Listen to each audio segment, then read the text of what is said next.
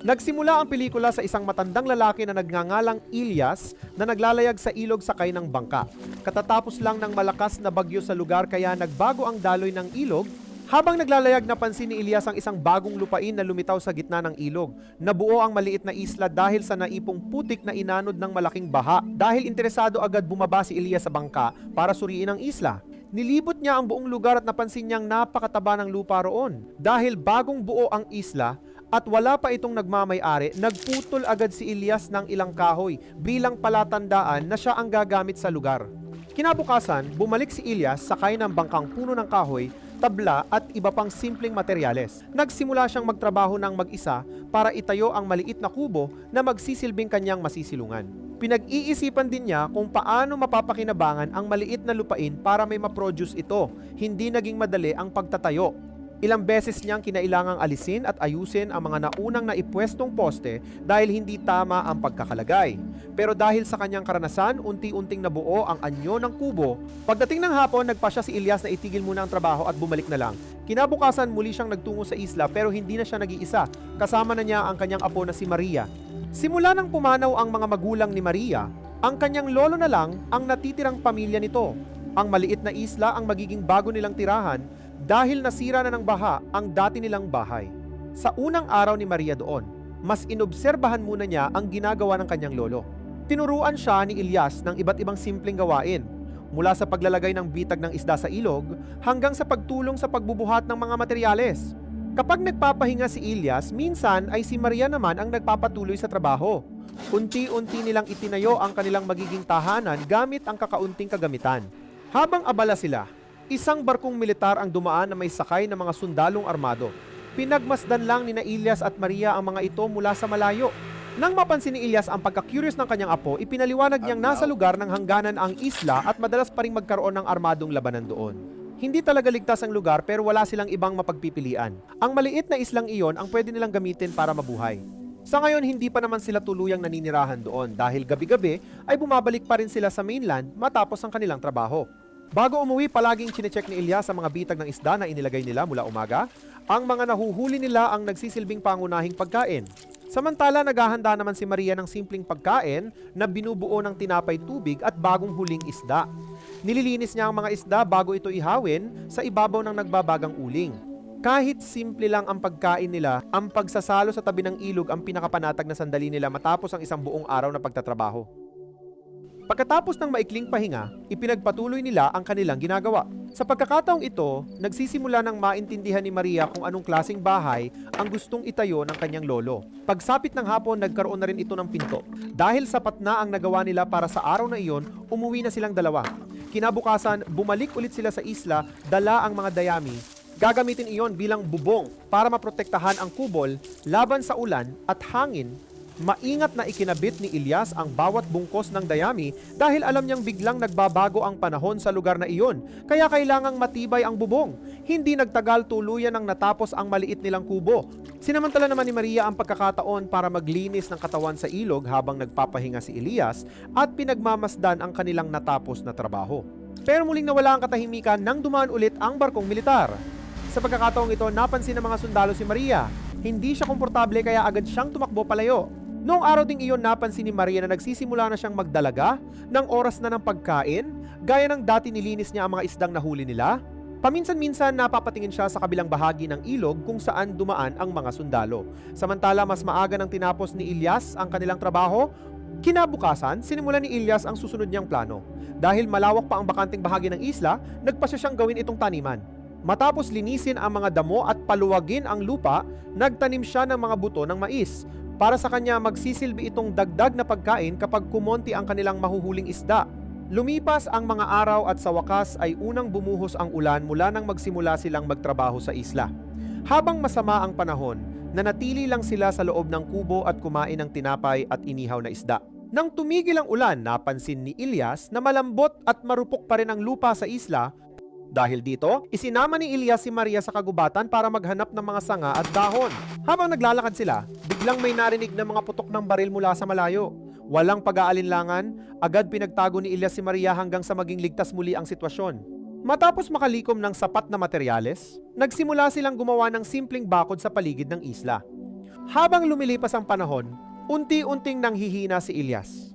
Kaya mas maraming trabaho ang inaako ni Maria. Hinahayaan niyang magpahinga ang kanyang lolo habang siya naman ang gumagawa ng mas mabibigat na gawain. Makalipas ang ilang linggo, nagsimula nang makita ang bunga ng kanilang pagsisikap. Tumubo na ang mga punla ng mais sa dating puro putik na lupain. Isang gabi, palihim na nakapasok sa isla ang ilang sundalo nang hindi nila namamalayan. Kinabukasan, natulala na lang si Elias nang makita ang maraming tanim na mais na nasira matapos matapakan. Dahil alam niyang maaari na namang masira ang lahat ng kanilang pinaghirapan, nagpasya si Elias. Mula noon, tuluyan na silang maninirahan sa isla. Agad nilang inilipat sa loob ng kubo ang lahat ng kailangan nila para mabantayan nila ang kanilang taniman anumang oras. Hindi nagtagal, muling napadaan ang ilang sundalo habang nagdidilig sina Elias at Maria ng mga tanim na mais. Pinagmasdan lang nila ang maglolong nagtatrabaho mula sa kanilang bangka habang papalayo ng gabing iyon. Hindi makatulog si Maria dahil paulit-ulit na bumabalik sa isip niya ang tingin ng sundalo. Habang naguhugas ng paa si Maria, may 3 sundalo sa kabilang pampang. Sa pagkakataong ito, nagsimula silang sumipol, tumawag at mang-asar mula sa malayo. Pero nanatili lang natahimik si Maria. Nang makita yun ni Elias, agad niyang pinapasok si Maria sa loob ng kubo para hindi na ito pagtuunan ng pansin ng mga sundalo. Kinuha niya ang kanyang rifle at nag-warning shot sa mga sundalo na huwag nang lumapit. Mula noon, hindi na nawala sa isip niya ang pangamba. Sa kasamaang palad, wala rin silang ibang mapupuntahan. Dahil sa magulong sitwasyon sa politika, halos wala nang nagbabantay sa lugar na yon. Ang mga sundalong dapat sana'y nagpoprotekta sa mga residente ay madalas ding kumikilos ayon sa kanilang gusto dahil sa kaguluhan ng digmaan. Pagsapit ng gabi, dahil maayos naman ang panahon, nagpasya si Maria na saglit na magbabad sa ilog, pero bigla siyang nakarinig ng mga footsteps mula sa dilim. Agad siyang kinabahan, kaya mabilis siyang umahon at tumakbo pabalik sa kubo. Pagsikat ng araw, agad niyang ginising si Elias. Gaya ng dati, sinuri nila ang taniman ng mais na nagsisimula ng lumago ng maayos. Ngunit biglang tinawag ni Elias si Maria sa kakaibang tono. Sa pagitan ng mga tanim na mais, nakita nila ang isang lalaking sugatan. Hindi pa sila nakagagawa ng kahit ano nang marinig nila ang papalapit na bangka sa kanila. Muling dumating sa isla ang grupo ng mga sundalong Georgian. Sa pagkakataong ito, malinaw ang pakay nila, hinahanap nila ang isang sundalong kalaban na nakatakas matapos ang isang bakbakan. Walang pag-aalinlangan, sabay na umiling sina Elias at Maria. Pinili nilang magsinungaling dahil alam nilang tiyak na papatayin ang lalaking nakahandusay sa kanilang taniman kapag natagpuan ito ng mga sundalo. Dahil pinili pa rin ng kanyang lolo na tulungan ng isang estranghero, wala nang nagawa si Maria kundi sundin ang desisyon nito. Nakita niyang nilinis ni Elias ang mga sugat ng lalaki at pinalitan ang basa nitong damit ng mas maayos na kasuotan. Ang isang manok na matagal nilang inalagaan ay tuluyan ng kinatay. Balak sana ni Elias na paghati-hatian nila ang pagkain, pero mas malaking bahagi nito ang ibinigay niya sa sugatang sundalo para mas mabilis itong makabawi ng lakas. Lumipas ang mga araw at unti-unting gumaling ang lalaki. Samantala, lalo namang lumalaki ang pagka-curious ni Maria sa estranghero. Madalas niya itong palihim na pinagmamasdan mula sa malayo. Hindi naman alam ng sundalo kung ano ang ibig sabihin nito at naiilang lang siya sa palagiang tingin ni Maria. Isang araw, sinadya ni Maria na asarin ng lalaki. Binuhusan niya ito ng tubig at saka tumakbo papunta sa gitna ng taniman ng mais. Agad naman siyang hinabol ng sundalo. Sa gitna ng matataas na tanim na nagtatago sa kanilang dalawa, biglang naging mas malapit ang kanilang ugnayan. Hindi sinasadyang nakita ni Elias ang nangyayari. Biglang nagbago ang kanyang muka at agad niyang pinaghinto ang dalawa bago pagalitan ng husto si Maria. Samantala, yumuko na lamang ang sundalong tinulungan niya dahil sa matinding pagkakasala. Mula noon, gumawa si Elias ng isang mabigat na desisyon. Dinala niya si Maria pabalik sa dati nilang bahay na nasira ng baha para ilayo ito sa lalaki. Naiwan si Elias na silang dalawa na lamang ng sundalong dati niyang iniligtas. Sa tuwing may naririnig na paparating na bangka, muli siyang nagtatago sa taniman ng mais. At hindi nagtagal, dumating na naman ang mga sundalong Georgian para magpatrolya. Hinahanap pa rin nila ang parehong lalaki. Gaya ng dati nagpanggap si Elias na wala siyang alam. Maya-maya, napansin ng isa sa mga sundalo ang banga ng alak na nakatago sa kanya. Tinanong nila kung may laman pa ito. Sagot ni Elias, kaunti na lang ang natitira. Walang pag-aalinlangan, nag-inuman pa ang mga sundalo bago tuluyang umalis sa isla. Hindi nila alam na ilang metro lang ang layo ng hinahanap nilang sundalo at nagtatago ito sa mismong paligid. Sa totoo lang, may pagkakataon si Elias na hayaang mahuli ang lalaki. Matapos ang nangyari kay Maria, may dahilan siyang magalit dito.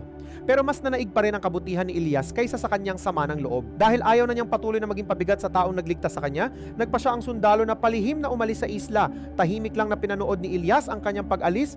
Nang gabing iyon, muling dinala ni Elias si Maria sa isla. Medyo alanganin pa rin ang kanilang samahan pero ayaw niyang maiwan mag-isa ang kanyang apo. Kinabukasan, muling dumating ang parehong grupo ng mga sundalo. Naniniwala pa rin silang buhay ang sundalong kalaban na kanilang hinahanap. Muli sinabi ni Elias na wala siyang alam tungkol dito.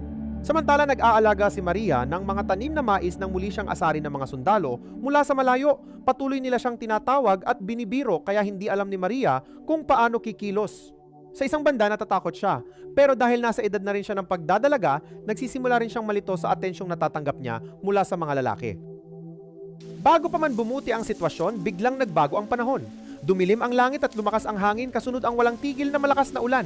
Unti-unting umapaw ang ilog at tinamaan ng rumaragasang tubig ang maliit nilang isla. Bumigay ang simpleng bakod na matagal nilang ginawang panangga sa agos. Maya-maya, nagsimulang malubog sa tubig ang taniman ng mais na ilang buwan nilang inalagaan.